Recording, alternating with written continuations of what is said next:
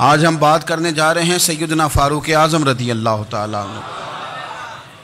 तो जनाब उमर फारूक रदी अल्लाह ताला अन्हु का जो निज़ाम एहतसाब है, उन्होंने उसको घर से शुरू किया था।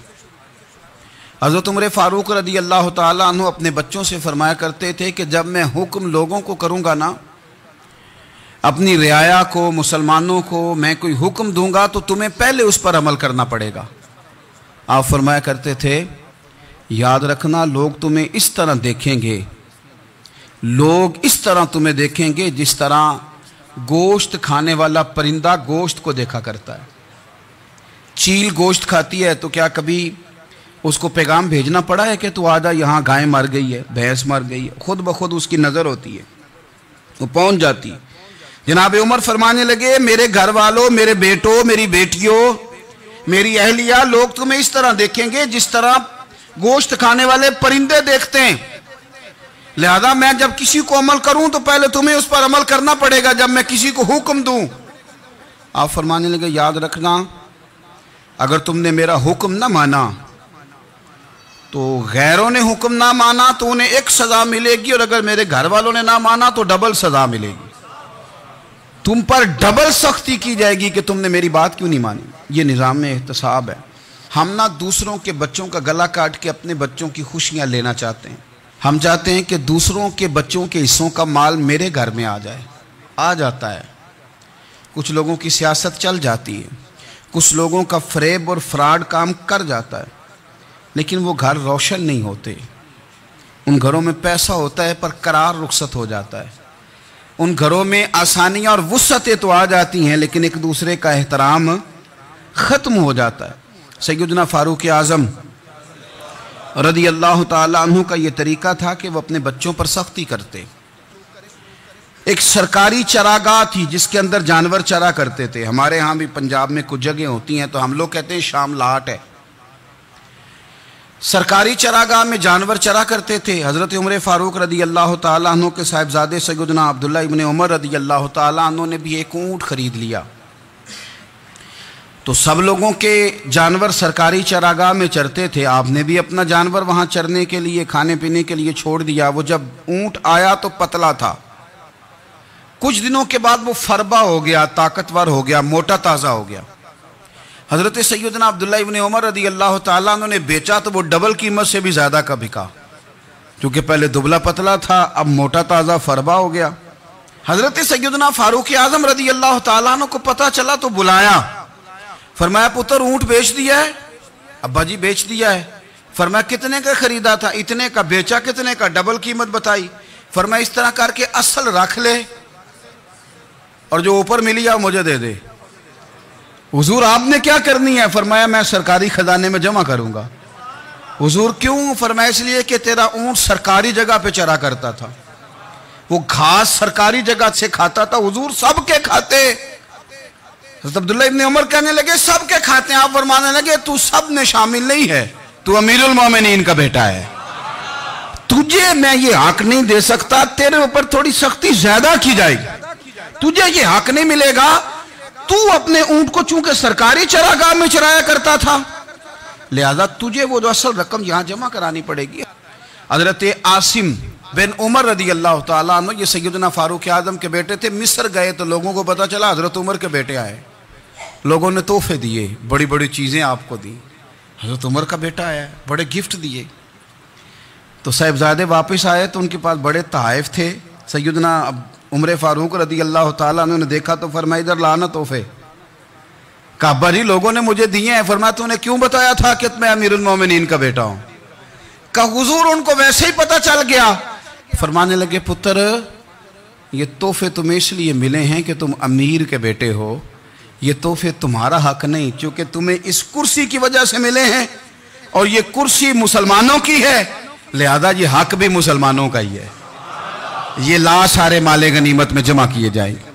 आप अपने घर से जब एहतसाब शुरू करते हैं, अपने घर से, और ये याद रखें ये जो लोग आते हैं आपके बच्चों को नवाजने के लिए, ये उन्हें खराब करते हैं, बिगाड़ पैदा करते हैं, ये अजीबो गरीब सी चीज़ों में मुब्तला कर देते हैं, बच्चों का नुकसान होता है कल कलाम।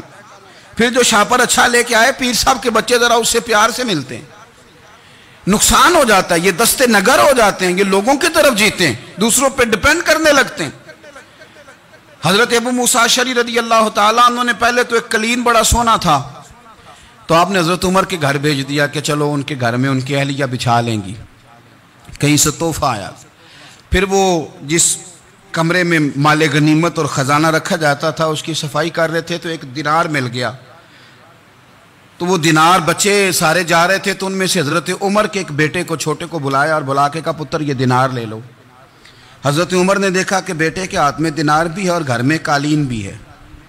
एक मौके पे वो कालीन गया, एक मौके पर बच्चे को एक दिनार दिया। तो हजरत उमर अपनी अहलिया से पूछने लगे, ये कहाँ से आया कालीन?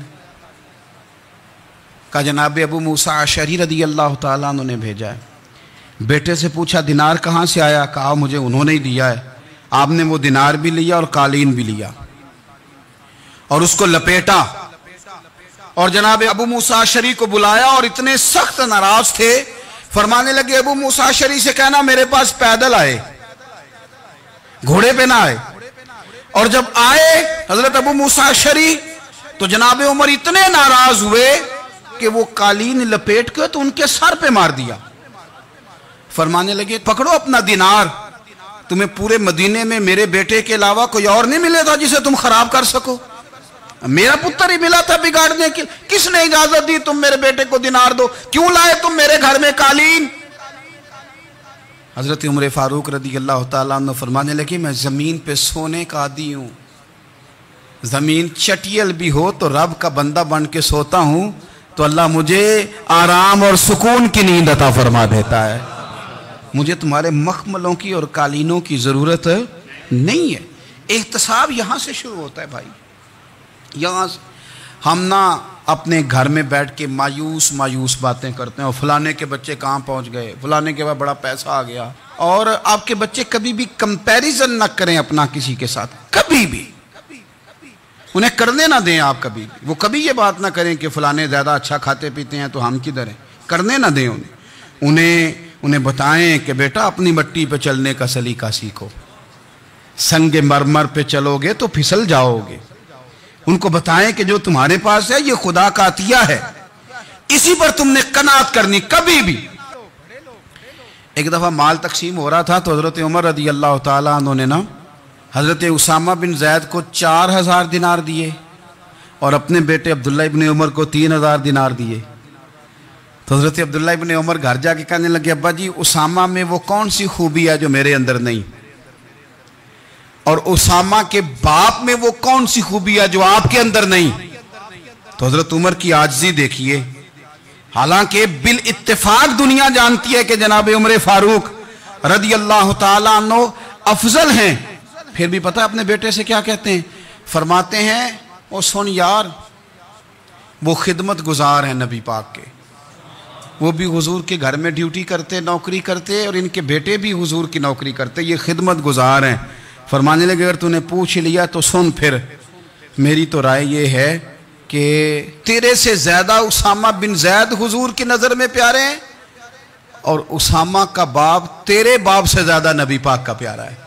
कोई कंपैरिजन करने नहीं दिया, बच्चों को किसी ऐसी जगह खड़े होने नहीं दिया। फरमाया ये वजह है, ये अंदाज है कि तू ज्यादा प्यारा है। हजरत उमर फारूक रदी अल्लाह ताला अन्हु पसंद नहीं करते थे, जरा बराबर भी पसंद नहीं करते थे कि कोई शख्स और माल आता तो अपने रिश्तेदारों को नवाजने से बचते। माले गनीमत आता है ना, हमारे यहाँ तो अल्लाह खैर करे जब कोई बंदा काउंसलर बनता है, चेयरमैन बनता है, तो ठेका किसको देता है? कोई चलो भतीजा मिल जाए, कोई भांजा मिल जाए, कोई छोटा भाई, उसे भी काम मिल जाता है साथ।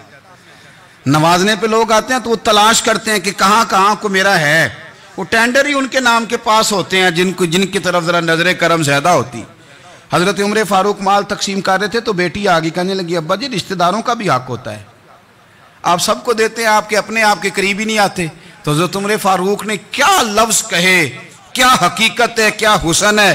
फरमाने लगे पुत्र ये माल तेरे बाप का नहीं मुसलमानों का है, जब तेरे बाप का जाती माल होगा तो अपने रिश्तेदारों को देगा, ये मुसलमानों का माल है, ये उसी हिसाब से तकसीम होगा जो अदल का हिसाब है। हजरत उमर फारूक मक्का मुकरमा गए तो लोगों ने कहा हुजूर जनाब अबू सुफियान ने ना गली में पत्थर रखे